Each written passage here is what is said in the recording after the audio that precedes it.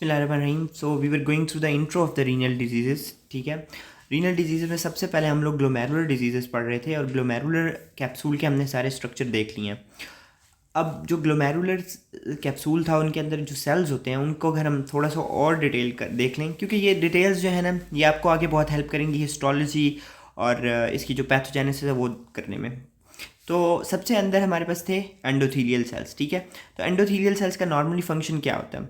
ये glomerular perfusion को maintain करते हैं, prevent the leukocytic adhesion and prevent the platelet aggregation, clear रखते हैं फिल्ट्रेशन बैरियर को। इनका काम ये होता है, ठीक है, ताकि जो ब्लड है वो प्रॉपरली फ्लो करता रहे और जहाँ से जिसने बाहर फिल्टर होना है वो प्रॉपरली फिल्टर होता रहे। ठीक है, यहाँ से फिल्टर होना होता है ब्लड ने। सो अगर इनके अंदर कोई प्रॉब्लम होगी तो क्या होगा? अगर इनके अंदर इंजरी होगी, सपोजिंग वेसो कंस्ट्रिक्शन होगी, तो अक्यूट रीनल फेलियर हो सकता है। ल्यूकोसाइटिक इन्फिल्ट्रेशन, यहाँ से ल्यूकोसाइट्स जो हैं वो बाहर की तरफ चले गए। अगर ल्यूकोसाइट यहाँ से बाहर की तरफ चले गए तो फिर क्या होगा? तो focal diffuse proliferative glomerular nephritis, ये हम डिटेल में आगे देखेंगे, आपको समझ आ जाएगी।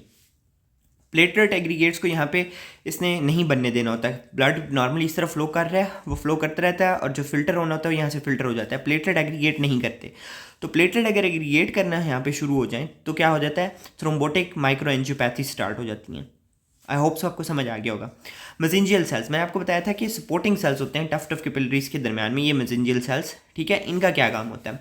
मेसेंजियल सेल्स जो होते हैं ये क्या कर रहे होते हैं? ग्लोमेरुलर फिल्ट्रेशन को मेंटेन कर रहे होते हैं। ठीक है, और अगर इनके अंदर कोई प्रॉब्लम होगी, इनकी प्रोलिफरेशन वगैरह होगी, तो उसकी वजह से मेम्ब्रेनस ग्लोमेरुलर नेफ्राइटिस होती है, जो कि नेफ्रोटिक सिंड्रोम के साथ प्रेजेंट करती है। हम इन सबको डिटेल में देखेंगे, just to give you an overview कि अगर आप ये बेसिक्स करेंगे तो आगे आपके लिए डिजीज़ बहुत आसान हो जाएंगी। फिर हमारे पास है विजरल एपिथेलियल सेल्स। ये वाले विजरल एपिथेलियल सेल्स जो कि पोडोसाइट्स बना रहे थे। विजरल एपिथेलियल सेल्स जो थे, जो कि पोडोसाइट्स बना रहे होते हैं, इनका काम क्या होता है? ये प्रोटीन्स को यहाँ से लीक नहीं होने देते। ठीक है, यहाँ से नॉर्मली सारा कुछ फिल्टर हो रहा होता है, प्रोटीन नॉर्मली फिल्टर नहीं हो रहे होते। अगर प्रोटीन फिल्टर होना शुरू हो जाए, इनकी अगर इंजरी होगी तो प्रोटीन यूरी होगा, नेफ्रोटिक सिंड्रोम होगा, जो कि देखा जाता है मिनिमल चेंज डिजीज़ के अंदर। ठीक है, इसी तरह बेसमेंट मेम्ब्रेन है। बेसमेंट मेम्ब्रेन का भी यही काम होता है कि इसने रोकना होता है प्रोटीन्स की फिल्ट्रेशन को। प्रोटीन्स नॉर्मली फिल्टर नहीं होते, तो ये भी प्रोटीन यूरिया। और इसके अंदर क्या डिजीज़ होती है? Membranes glomerular nephritis. ठीक है, मेम्ब्रेनो प्रोलिफरेटिव ग्लोमेरुलर नेफ्राइटिस के साथ भी ये प्रेजेंट करता है।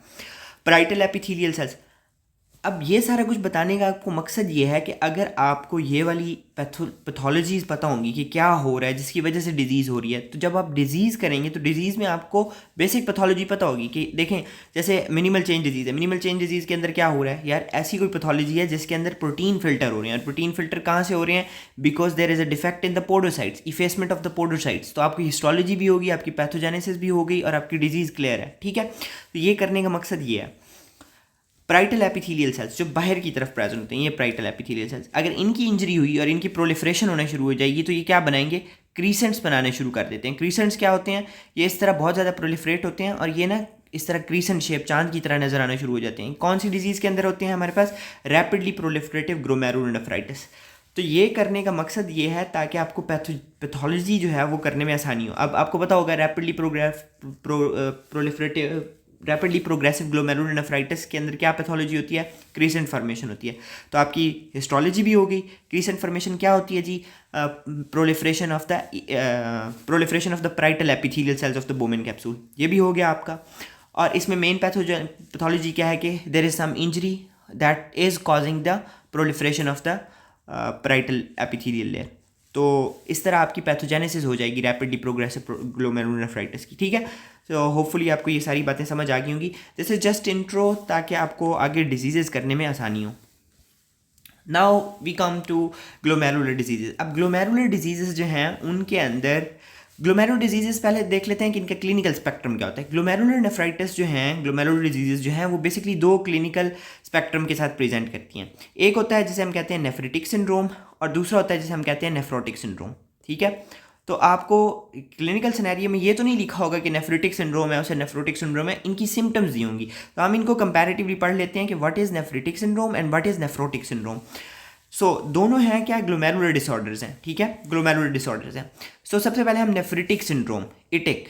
ठीक है, नेफ्रिटिक सिंड्रोम के अंदर क्या होता है? इसके अंदर जो मेन चीज़ है वो है हिमेटोयूरिया।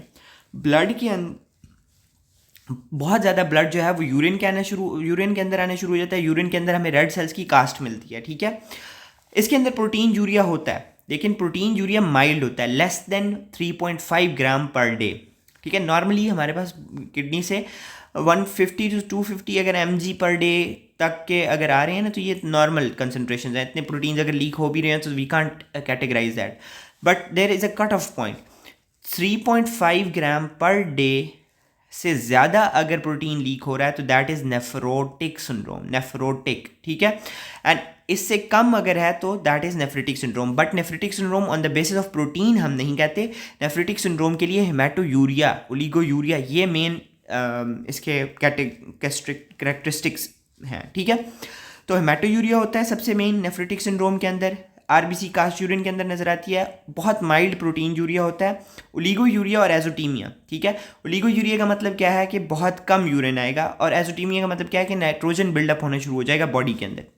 तो मेन चीज़ आपने इसमें याद रखनी है हेमाटोयूरिया, जो कि इसका मेन कैरेक्टरिस्टिक है, ठीक है। अच्छा, उसके बाद क्या होता है, सॉल्ट रिटेंशन होती है, जिसकी वजह से क्या होता है, पेरी ऑर्बिटल एडीमा होता है, ठीक है। एंड हाइपरटेंशन होगी ऑब्वियसली। अब बहुत सारी चीज़ें ना एक दूसरे के साथ लिंक करती हैं नेफ्रिटिक एंड नेफ्रोटिक के दरम्यान। नेफ्रिटिक के अंदर क्या है, प्रोटीन यूरिया है, यस है, बट क्या है, माइल्ड है, less than 3.5 gram per day, ठीक है। नेफ्रोटिक सिंड्रोम के अंदर क्या होगा, प्रोटीन जो होंगे वो greater than 3.5 gram per day loose हो रहे होंगे, ठीक है, नेफ्रोटिक के अंदर। उसके अलावा नेफ्रोटिक के अंदर भी एडीमा होगा, बट वो एडीमा कॉज उसका डिफरेंट है। इधर एडीमा नेफ्रिटिक के अंदर क्या कॉज है, सॉल्ट एंड वाटर रिटेंशन की वजह से, ठीक है, और हाइपरटेंशन की वजह से। लेकिन नेफ्रोटिक सिंड्रोम के अंदर क्योंकि प्रोटीन बहुत ज़्यादा लॉस हो रहे होते हैं, तो ऑनकोटिक प्रेशर, आपको पता है ऑनकोटिक प्रेशर का, ऑनकोटिक प्रेशर कम हो जाता है, जिसकी वजह से वेस्क्यूलर कंपार्टमेंट से ब्लड जो होता है वो एक्स्ट्रा सेलुलर स्पेसेस में या थर्ड स्पेस में आना शुरू हो जाता है, उसकी वजह से एडीमा होता है। तो एडीमा दोनों के अंदर है, बट कॉज डिफरेंट, आपको ये बातें पता होनी चाहिए, ठीक है। अब ग्लोमेरुलोनेफ्राइटिस बहुत सारी हैं, ठीक है, हम बहुत सारी देखेंगे ग्लोमेरुलोनेफ्राइटिस, सबकी डिटेल्स देखेंगे।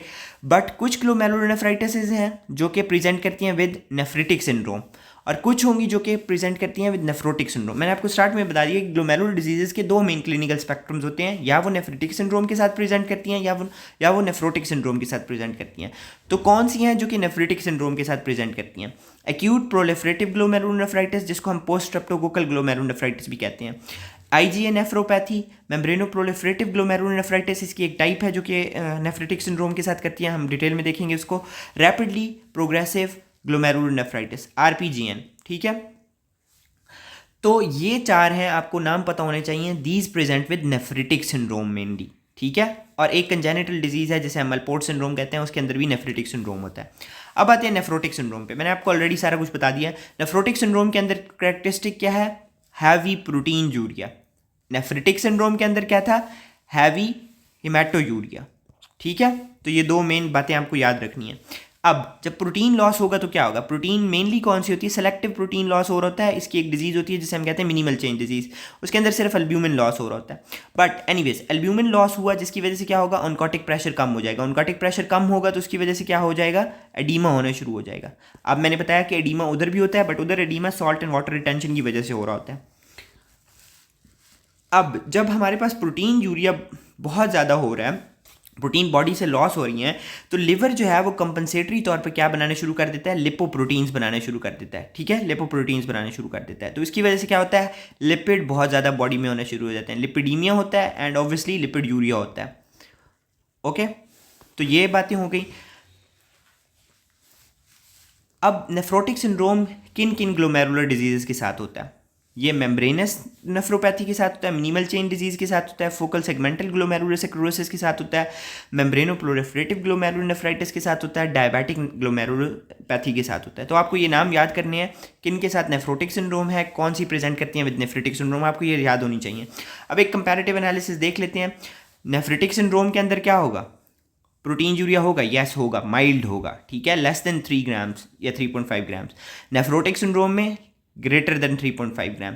एल्बुनीमिया, हाइपो एल्ब्यूमिनीमिया, एल्ब्यूमिन किस में लॉस हो रहा होता है? नेफ्रोटिक के अंदर, ठीक है। तो इसके अंदर हाइपो एल्ब्यूमिन लेवल होंगे, जबकि नेफ्रोटिक सिंड्रोम के अंदर प्रोटीन यूरिया है but that is not very significant, so it's uncommon. Edema दोनों के अंदर होता है, बट ज़्यादा एडीमा किसके अंदर होगा? नेफ्रोटिक सिंड्रोम के साथ, क्योंकि ऑनकोटिक प्रेशर कम हुआ होता है। इसके अंदर भी होता है due to salt retention. Mechanism of edema, salt and water retention. इसके अंदर क्या? ऑनकोटिक प्रेशर कम होने की वजह से। हेमाटोयूरिया जो कि करेक्टरिस्टिक है किसका? नेफ्रिटिक सिंड्रोम का, इसके अंदर एब्सेंट होता है। हाइपरटेंशन प्रेजेंट होती है, ठीक है, ऑलवेज प्रेजेंट नेफ्रिटिक सिंड्रोम के साथ, बट इसके साथ एब्सेंट भी हो सकती है या प्रेजेंट हो भी सकती है एडवांस स्टेजेस के अंदर, बहुत एडवांस स्टेजेस के अंदर। हाइपरलिपिडीमिया किसके अंदर होगा? क्योंकि कंपनसेटरी एपोलिपोप्रोटीन्स कौन बना रहा है? नेफ्रोटिक सिंड्रोम के अंदर लिवर, ठीक है। तो इसके अंदर प्रेजेंट होगा, इसके अंदर एब्सेंट होगा नेफ्रिटिक सिंड्रोम के अंदर। लिपिड यूरिया, ऑब्वियसली जब लिपिड हाइपरलिपिडीमिया होगा तभी लिपिड यूरिया होगा, तो वो भी नेफ्रोटिक सिंड्रोम के अंदर। ओलिगो यूरिया दोनों के अंदर होता है, बट ज़्यादा किसके अंदर सिग्निफिकेंट है? नेफ्रिटिक सिंड्रोम के अंदर। हाइपर कोगुलोपैथी या हाइपर कोगुलेबिलिटी ये प्रेजेंट होती है नेफ्रोटिक सिंड्रोम के साथ। अब इसकी कॉज क्या है? थोड़ा सा आप लोग सोचें, मैं आपको बताता हूँ। बिकॉज हमारे पास प्रोटीन होता है फिब्रिनोजिन, ठीक है। फिब्रिनोजिन जो है वो भी लॉस हो रहा है। आपने पढ़ा होगा कि कोगुलेशन को प्रिवेंट करने के लिए एस एंड सी प्रोटीन्स होते हैं हमारे पास एंडोथीलियम के साथ, ठीक है, अंदर वेसल्स के। तो ये सारे जब लॉस हो जाएंगे तो क्या होगा? क्लॉट बन जाएंगे, और क्लॉट जो होंगे उनको ख़त्म करने के लिए ना फिब्रिनोजिन है हमारे पास, ना एंटीथ्रोम्बिन 3 है, तो क्या होगा? वहाँ पे क्लॉट पड़े रहेंगे, हाइपर कोगुलेबल स्टेट हो जाएगी, डीआईसी होने के चांसेस ज़्यादा हो जाते हैं। होपफुली आपको ये दोनों समझ आ गए होंगे, नेफ्रिटिक एंड नेफ्रोटिक सिंड्रोम। अगर कोई समझ नहीं आया तो please do ask me. Thank you very much. Allah हाफिज़।